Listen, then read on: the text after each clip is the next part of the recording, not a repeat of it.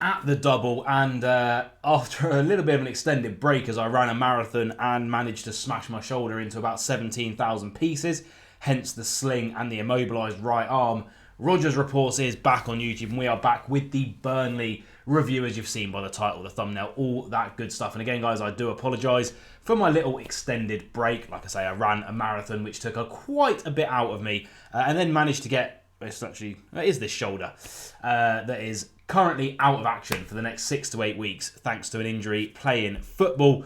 But it means that I can get back on this YouTube grind, and we are on the grind to 4,000 subscribers. Road to 4,000, guys. Come on, we have loads of exciting content coming up on the channel. Previews, reviews, Football Manager 26, Aston Villa career mode, Rodgers versus Emery returning, all that good stuff. Transfer news as we now somehow start ploughing already into that January transfer window. A lot of change at the club as well. So if you are enjoying the content, leave a like, subscribe down below to help me get to 4,000, share it around to all of your friends, and finally, join the FPL. I think we have 43 of you heroes in the FPL. I had a decent week, mainly thanks to Semenyo, although I did transfer Malen out. Good job. But let's get it up to 50. So join through that code there. Let's have a little look, though, at Villa, who are back. We're back. 4th win in a row. It might be Burnley, but it's still 4 wins in a row. And Donyell Malen is finally starting to show why we signed him last January.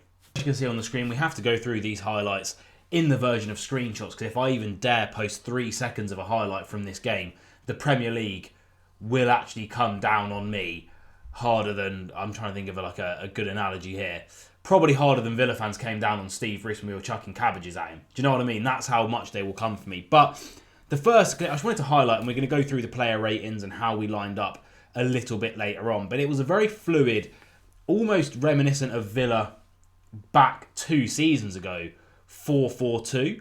Malen and Watkins seem to be playing pretty much off of each other and next to each other for the entirety of that game.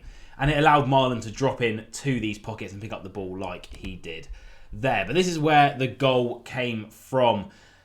Boubacar Kamara, right? First of all, Boubacar Kamara playing in that more 4-4-2 where he was given a bit more freedom to go forward this game. Lamar Bagard, who we will talk about, was absolutely fantastic in this game. But he sat, a little bit deeper and almost done the donkey work that Kamara generally has to do.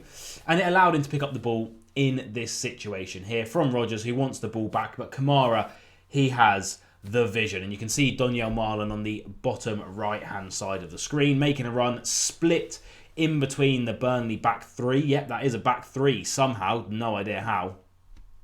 And Kamara picks him out with an absolute peach of a ball. It sets Donyell Malen through here, 2v1. He does get pushed a little bit wide, but my God.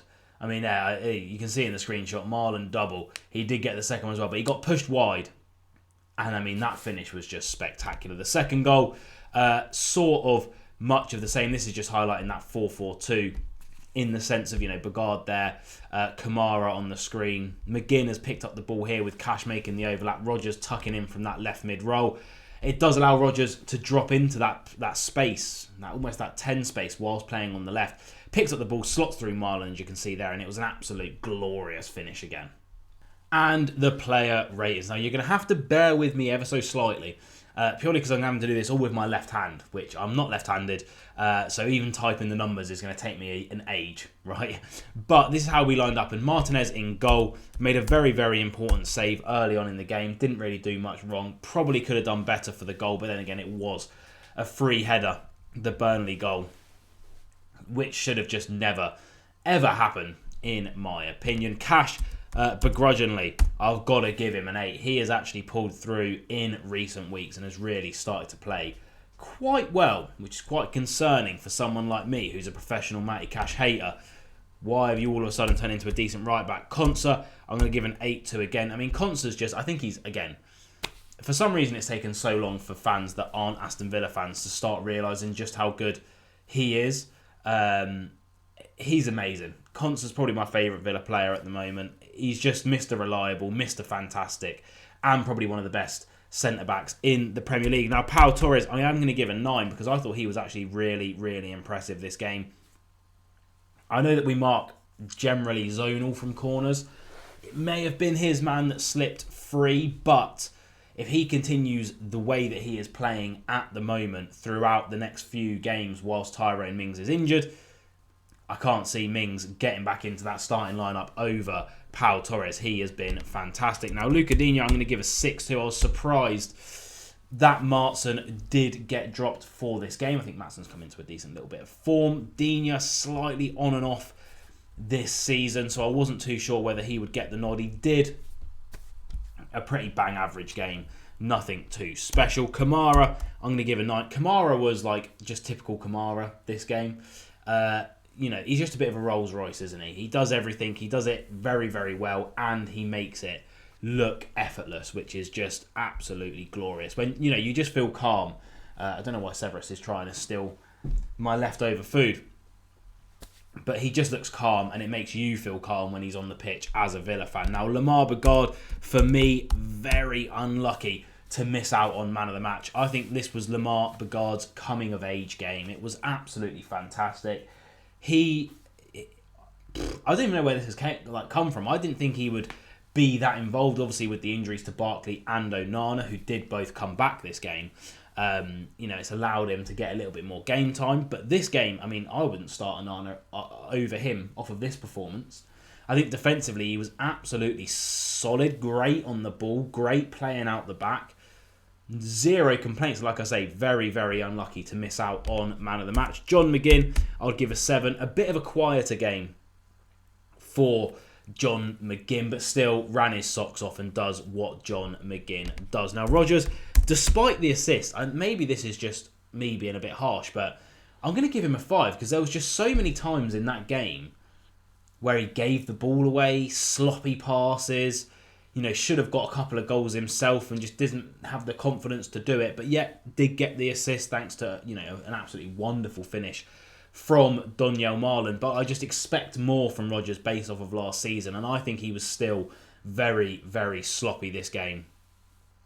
And to an extent, still doesn't look like he can really be asked, which is very, very worrying. And then my man of the match, of course, like I say, Begard, very unlucky to miss out, but Donyell Malen, 2 spectacular goals, won us the game, the match winner, the man of the match. And then Watkins, I'm going to have to give a 5 as well. First touch was sloppy, link-up play was sloppy, hold-up play was sloppy, didn't get a goal, didn't get an assist. And with Malen playing like this, his days could really be numbered. In terms of the game and the performance itself, like I say, a couple of standout performers for me. Concert, Pau, Kamara, Bogard and Donyell Malen. The core of that starting lineup were just all spectacular. But how did the game actually go? Well, it was as you'd expect. Although, would you expect it given Villa's start to the season? I don't know. It was complete and utter domination until we just... Whoa. Severus, my shoulder is incapacitated right now. Until we just got a little bit sloppy, sort of in the last, 15 minutes. I think we got a bit complacent, and complacency is one of the worst things in football. 2-0, one of the worst scorelines in football, it's always said, because you can just get a bit complacent, you can just switch off. But 11 shots to their 3, 7 shots on target to their 2. That was my main complaint. Martin Dubravka had, he could have been man of the match. He had such a good game in goal for Burnley. But again, the only complaint I have about Villa in this game is we should have had this game to bed. By the 60th minute, we should have been 4-5-0 up.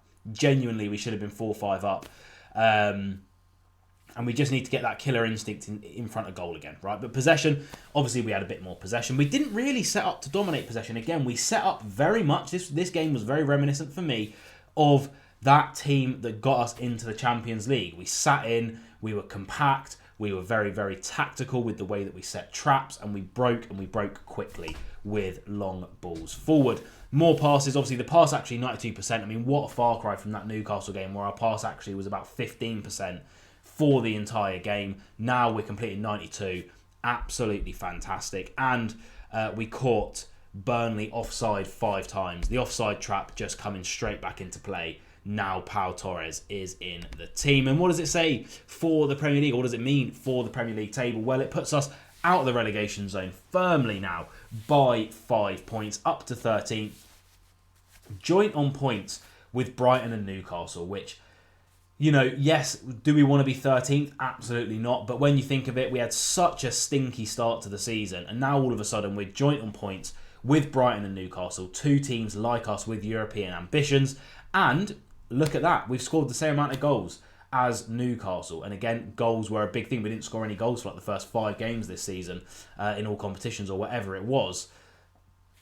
Now all of a sudden, we've got the same as Newcastle, historically a very good attacking team. Yes, they lost Isak, but they replaced him with Woutmada, who's playing very, very well.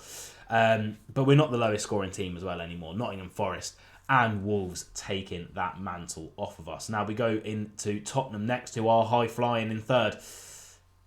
The season's about to kick off. Overall, what did I think about this game? Well, like I say, it was very reminiscent for me of Aston Villa 2023 to 2024, that Champions League season, the 4-4-2, the sitting in, the quick counter-attacking football. Malen almost acted as our Diaby in this game. He was absolutely electric.